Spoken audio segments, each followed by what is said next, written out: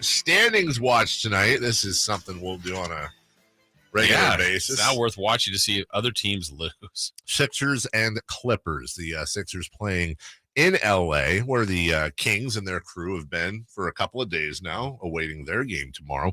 The Clippers are 2.5 back of Sacramento in the Pacific Division and, of course, in the Western Conference standings. So this will be a very interesting game to watch. The Sixers, by the way, have won 2 in a row. They have won 7 of 10. The Clippers have lost 7 of 10. And it's worth watching probably for the Kings staffers because the Sixers are here Saturday. Yeah, they're here Saturday. Yeah. Oklahoma City, is that Friday? So it's a back-to-back, and that Oklahoma City game has become a burr in the back of my head. I don't know why. They're playing other teams, but I'm really worried about that game. Well, it's one of those things when you look at the schedule, so this would count as one of those teams below 500. Oh, good. They haven't even played OKC yet. Yeah. So, kind of changes your opinion. It feels like they're competitive every night, and they've beaten a lot of good teams lately. They have. Yeah. They have. They've really – it's like they're a rung up from Houston on the we're super young and talented. We just need to – like they're a little further down the road. Sure. Yeah. Blazers Nuggets. The Blazers are 10th. And 3.5 back of the Kings. Denver tied for first. They've won 6 in a row. They're leading the Kings by 5.5. We root for Denver, right? I mean, I don't think the Kings are catching Denver. And you just rather get those other teams further back, right? So I tend to agree with you. I mean, honestly, is anybody going to be disappointed if the Kings come out of this season with a 3 seed? Not me. I wish they would have been number 1. Well, let me ask you this: Would you rather host the Mavericks, or would you rather host the Clippers? Mavericks. Yeah, me too. That means which means moving up as of right now. Moving up would actually hurt you a little bit. Yeah, that's what I mean. If we project and you hope we're in this spot, but you think about April, that's really when the standings. It's about who you play. It's the matchup. It's not.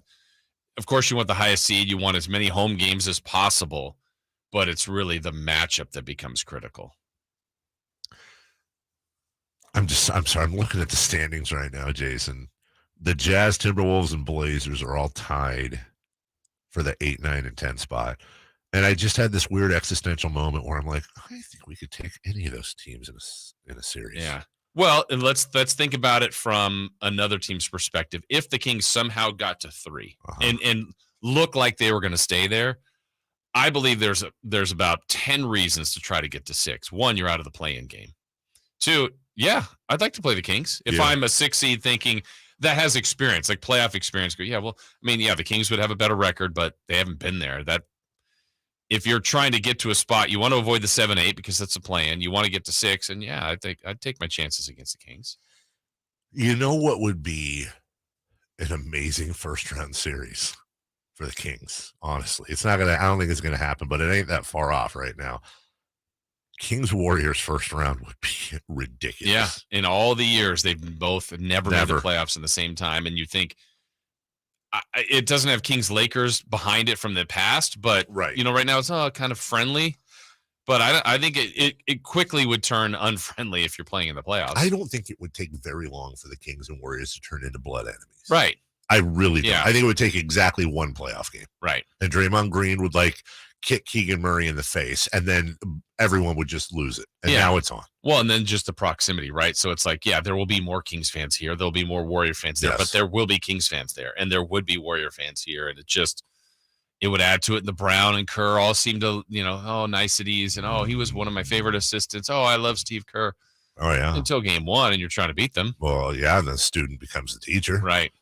Real quick, irrelevant question that doesn't matter because it's not going to happen anyways, but just looking ahead for fun. Is it okay to shame Kings fans for selling their playoff tickets to Warriors fans?